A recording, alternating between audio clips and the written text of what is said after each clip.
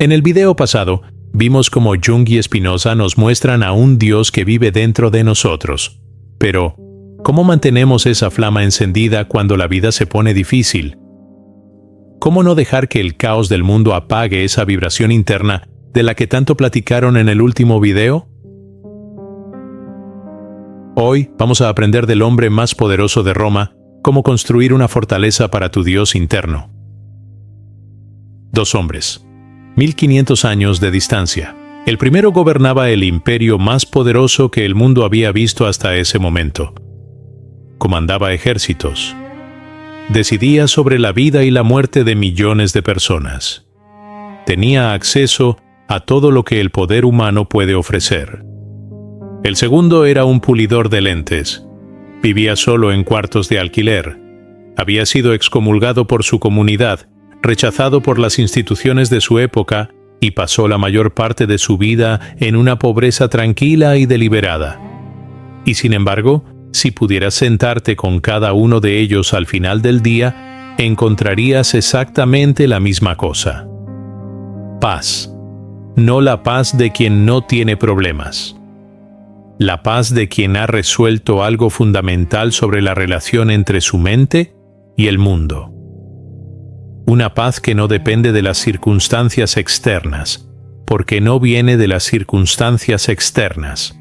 Hoy vamos a descubrir cómo Marco Aurelio y Spinoza llegaron, desde caminos completamente distintos, a la misma técnica para vivir sin ser esclavos de lo que no pueden controlar. Y cómo esa técnica, que tiene 2000 años de antigüedad, es posiblemente la herramienta más útil que existe para la ansiedad y el sufrimiento del mundo moderno. Para entender a Marco Aurelio, hay que entender primero la tradición de pensamiento en la que se formó. El estoicismo, una escuela filosófica fundada en Atenas, hace más de 2000 años que llegó a Roma y se convirtió en la filosofía más influyente del mundo antiguo. Sus maestros más importantes no fueron reyes ni aristócratas, fueron un esclavo llamado Epicteto y un emperador llamado Marco Aurelio, dos extremos absolutos de la escala social, unidos por la misma convicción fundamental. La felicidad no depende de lo que te ocurre, depende de cómo respondes a lo que te ocurre. Para los estoicos, el universo es un organismo racional, una inteligencia que los griegos llamaban logos y que organiza todo lo que existe con una lógica que va más allá de lo que cualquier individuo puede comprender desde su perspectiva limitada. Todo lo que ocurre dentro de ese orden. Nada es accidental. Nada está fuera de lugar en el gran tejido del cosmos. Ahora regresa a Spinoza. Para Spinoza, el universo es la expresión necesaria de una única sustancia que es Dios o la naturaleza. Todo lo que ocurre porque tenía que ocurrir, como consecuencia necesaria de causas anteriores que se remontan a la naturaleza misma de Dios.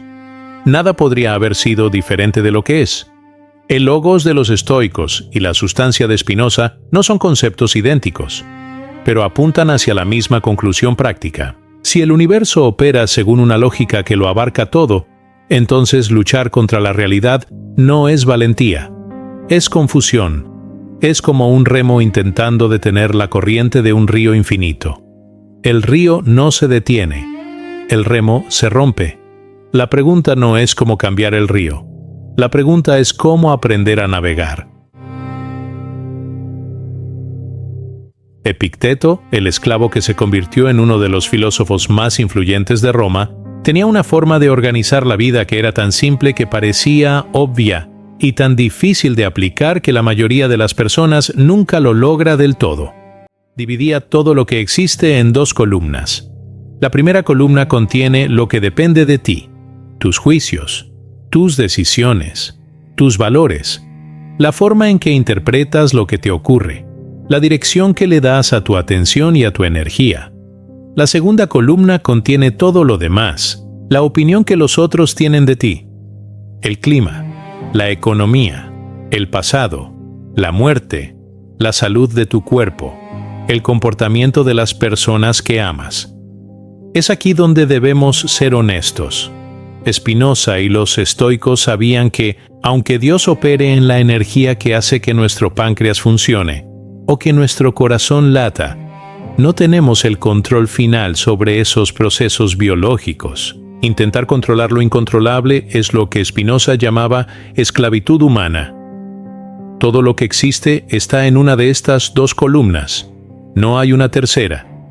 Marco Aurelio pasó gran parte de sus meditaciones, ese diario personal que nunca pensó publicar, recordándose a sí mismo esta distinción, porque era el emperador de Roma. Y precisamente por eso, el mundo entero le presentaba todos los días una cantidad abrumadora de cosas que quería que él controlara y que en realidad no dependían de él. Spinoza llamaba esclavitud humana exactamente a eso, al estado en que vivimos cuando ponemos nuestra paz en la segunda columna, cuando necesitamos que el mundo sea de una forma determinada para sentirnos bien, cuando nuestra felicidad depende de la aprobación de otros, del éxito de nuestros planes, de que las personas a nuestro alrededor se comporten como esperamos. Si necesitas que el mundo cambie para estar en paz, el mundo te tiene en sus manos. La liberación empieza en el momento en que dices algo que parece pequeño, pero que lo cambia todo. Esto no depende de mí. Por lo tanto, no me corresponde sufrirlo. No es resignación. Es la decisión más activa y más valiente que un ser humano puede tomar. Concentrar toda su energía en lo único que realmente le pertenece. La respuesta que elige dar a lo que le ocurre. Hay una palabra en latín que los estoicos usaban y que Nietzsche tomó prestada 19 siglos después. Amor fati. Amor al destino. Marco Aurelio lo escribió en sus meditaciones con una precisión que sigue siendo difícil de superar. Acepta lo que el destino teje para ti. ¿Qué podría ser más adecuado a tus necesidades? No es una invitación a la pasividad, es una invitación a algo mucho más difícil, a amar no solo lo que es agradable, sino lo que es necesario, a ver en cada obstáculo, en cada pérdida, en cada momento que no elegiste, una parte del tejido del cosmos que tiene su propia lógica, aunque tú no puedas verla desde donde estás. Spinoza llega al mismo punto desde la filosofía. Para él, el arrepentimiento es un error de razonamiento, no porque lo que hiciste esté bien o mal, sino porque el pasado no podría haber sido diferente de lo que fue, dadas las causas que lo produjeron. Gastar energía odiando lo que ya ocurrió es pelear contra la lógica del universo con las manos vacías. Ahora lleva esto a algo concreto, algo que te haya ocurrido esta semana, un plan que falló, una conversación que salió mal, una oportunidad que se cerró antes de que pudieras aprovecharla. Los estoicos tenían un ejercicio para exactamente ese momento. No se trata de fingir que no duele. Se trata de hacerse una sola pregunta. ¿Esto está en la primera columna o en la segunda? Si está en la segunda, si no depende de ti, entonces toda la energía que gastas resistiéndolo es energía que te robas a ti mismo para lo que sí puedes hacer. Soltarlo no es perder. Es recuperar lo único que siempre fue tuyo. Si está en la primera, si depende de ti, entonces el sufrimiento tiene información útil. Te está diciendo algo sobre lo que puedes hacer diferente. Escúchalo y actúa. En los dos casos, la respuesta es la misma. Acción o soltar. Nunca parálisis. Hay un ejercicio estoico que suena oscuro cuando lo escuchas por primera vez, y que resulta ser una de las herramientas más liberadoras que existe. Los romanos lo llamaban meditatio malorum, la meditación sobre lo peor. Funciona así. Siéntate en silencio. Piensa en algo que temes perder. Puede ser tu trabajo, tu salud, una relación, tu reputación, algo que sientes que necesitas para estar bien. Ahora imagina que ya lo perdiste, no como catastrofismo, como ejercicio deliberado y consciente. Visualiza el peor escenario con la mayor precisión posible, y luego hazte esta pregunta. ¿Sigues teniendo tu capacidad de razonar? ¿Sigues teniendo tus valores? ¿Sigues pudiendo decidir cómo responder a lo que te ocurre? Si la respuesta es sí, entonces tienes lo único que los estoicos consideraban verdaderamente tuyo. Todo lo demás, por valioso que sea, pertenece a la segunda columna. Marco Aurelio lo practicaba regularmente a pesar de ser el hombre más poderoso del mundo, o precisamente por eso, porque sabía que el poder externo es la forma más engañosa de seguridad que existe, que todo lo que el mundo te da, el mundo puede quitártelo, y que el único lugar donde nadie puede despojarte de nada es adentro. Spinoza lo llamaba ver las cosas bajo la perspectiva de la eternidad, subespecie aeternitatis. Mirar tu problema actual desde el punto de vista del cosmos, desde la escala de las galaxias y los milenios.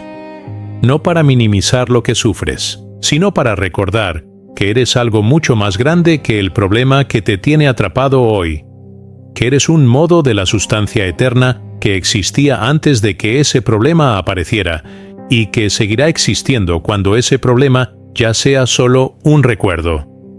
La ansiedad vive en el futuro, pero el futuro, como decía Spinoza, es parte de la armonía de Dios. No hay nada que temer en lo que todavía no existe. Solo hay algo que comprender. Marco Aurelio comenzaba cada mañana con un ejercicio que escribió en sus meditaciones y que 2000 años después sigue siendo extraordinariamente útil.